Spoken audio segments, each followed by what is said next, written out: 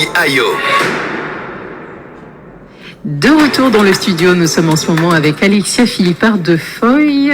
De Foy ? Deux fois, c'est ça.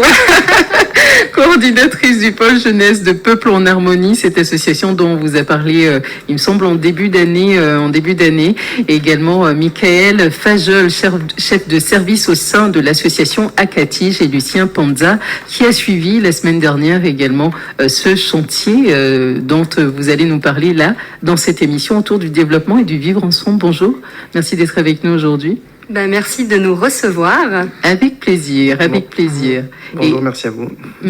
Merci d'être avec nous. Et si je veux être taquine et un peu méchante aussi, je vais te donner la parole en premier. Toi qui es avec nous dans cette émission, Lucien Panza, tu as participé à ce chantier avant qu'on en dise un peu plus. Ouais. Comment est-ce que tu l'as vécu déjà ? Pour moi, c'était bien. Oui. De reconnaître un peu de la nature et avoir travaillé avec les autres. Oui. Qu'est-ce que tu y as appris, je veux dire ? Après, beaucoup de choses. Oui. Qu'est-ce que tu as préféré ? Tout. Tout ? Oui, bien sûr. Oh, c'est super précis ça. Merci beaucoup pour l'information. On poursuit. Je pense que je reviendrai vers toi tout à l'heure dans l'émission pour savoir un peu quel était ton vécu. Mais d'abord, Michael Fajol, chef de service au sein de Akatige. Qu'est-ce que Akatige et quelle est votre mission ? Donc l'association Akatige est une association qui a été créée sur Kourou, donc il y a une grosse quinzaine d'années. Qui s'est beaucoup développé au fil des années. Donc aujourd'hui, il y a un pôle essentiellement sur Kourou et un pôle sur Saint-Laurent. Par la suite, d'autres communes ont été également concernées par différents services de l'Akatige. Aujourd'hui, l'Akatige est composée d'un pôle addictologie et d'un pôle social. Donc il y a énormément de services aujourd'hui sur le territoire guyanais que l'association Akatige a pu développer. Akatige, ça signifie ? Alors c'est en nous combattant sans toute inégalité, dit Jodia. Pour combattre les inégalités, il faut pouvoir travailler ensemble, de concert finalement, et travailler ensemble aussi en partenariat avec l'association donc Peuple en Harmonie que tu représentes, Alexia, dans cette émission. Que fait Peuple en Harmonie ? Alors, Peuple en Harmonie, c'est une association qui travaille sur deux axes principaux, donc le développement local par l'accompagnement touristique des porteurs de projets en fait en milieu rural, et puis tout un volet jeunesse où là on accompagne des jeunes entre 18 et 30 ans. Bon là c'était notre première expérience avec des mineurs sur des actions de solidarité, des actions collectives en Guyane ou à l'international. Donc il s'agit de pouvoir travailler de concert, pouvoir créer des émules autour d'activités, de chantiers, notamment ce dernier chantier en partenariat avec Akatige. Comment vous êtes-vous rencontrés et pourquoi un partenariat sur un événement pareil qui s'est déroulé la semaine dernière, on le rappelle. Je laisse peut-être parler Michael puisque c'est lui qui a fait appel à nous. Alors en fait, l'association Peuple en Harmonie et l'association Akatige, se connaissent depuis pas mal d'années maintenant. On n'avait jamais vraiment travaillé en collaboration.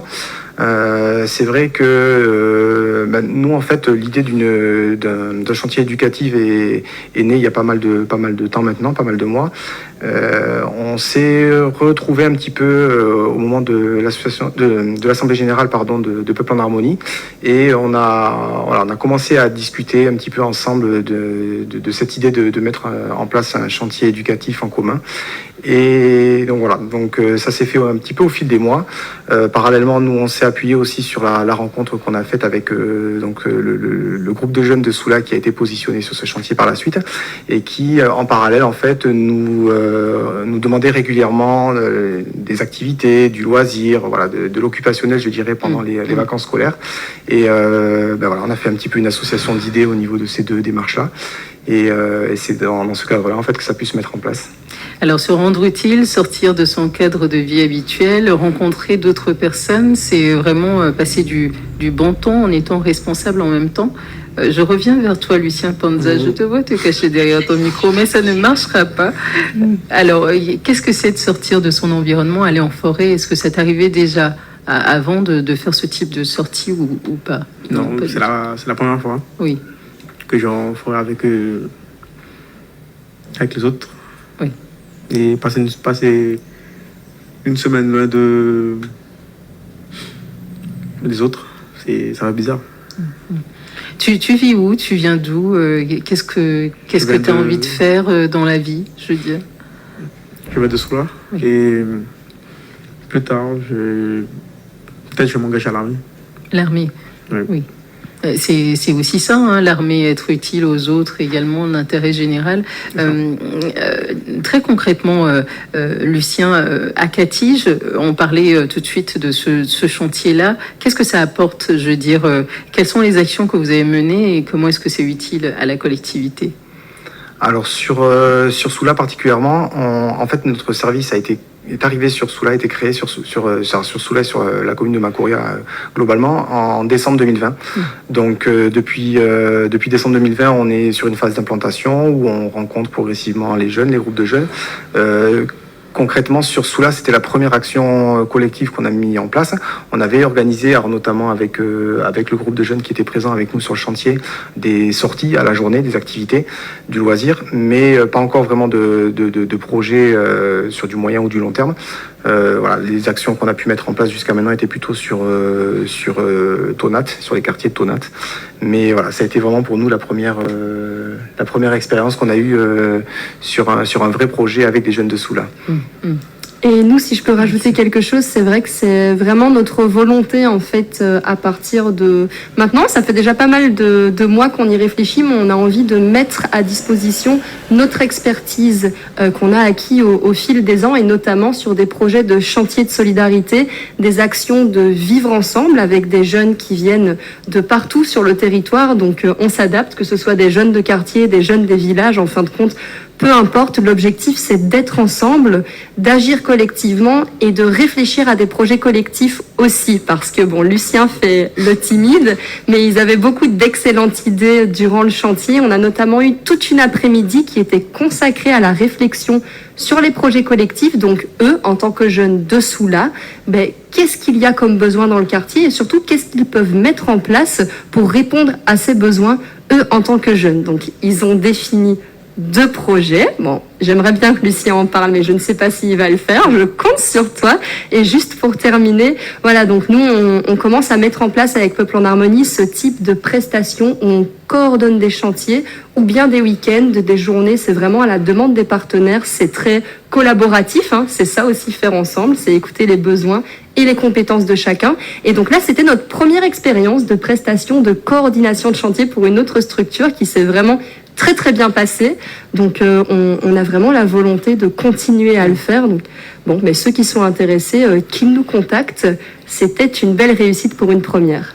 Donc 2 projets sont sortis de cette collaboration, finalement, de cette coordination de chantier. Lucien, on est entre nous. Lâchez Toshivé.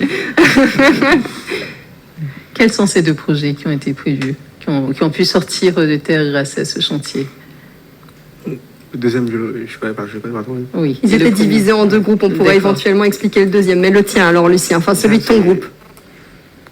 On va organiser une sortie piscine avec les gens du quartier. Oui. Qui va se dérouler, je ne sais pas si en juillet, comme ça. Et avec l'aide d'Akatige et Peuple en Harmonie. Oui. Voilà. Et tu peux nous dire peut-être pourquoi vous en êtes venu à cette idée? La sortie piscine, c'était par rapport à quel besoin? Il y a un constat de départ. J'ai oublié. T'as oublié. Souvent, les jeunes dans les quartiers, bon, je ne vais pas généraliser, mais au moins un quartier précisément, j'ai été voir les jeunes de Montlucas qui disaient, c'est dommage, il n'y a jamais rien à faire dans le quartier, on ne sait pas trop quoi faire quand on sort de l'école, etc. Est-ce que c'est le même constat à Soula ou pas? Oui, pareil. Parce que à Soula, lorsque les gens sortent d'école, c'est directement chez eux, quoi. Oui. Ils restent dans le quartier, comme il n'y a pas de la piscine, tout ça.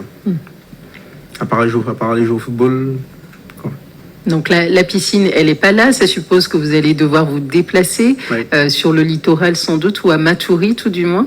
Donc il faut organiser tout ça. Vous avez prévu dans le projet l'organisation, un peu le planning, peut-être même la budgétisation, ce genre de choses. Est-ce que c'est ce que ça vous apprend?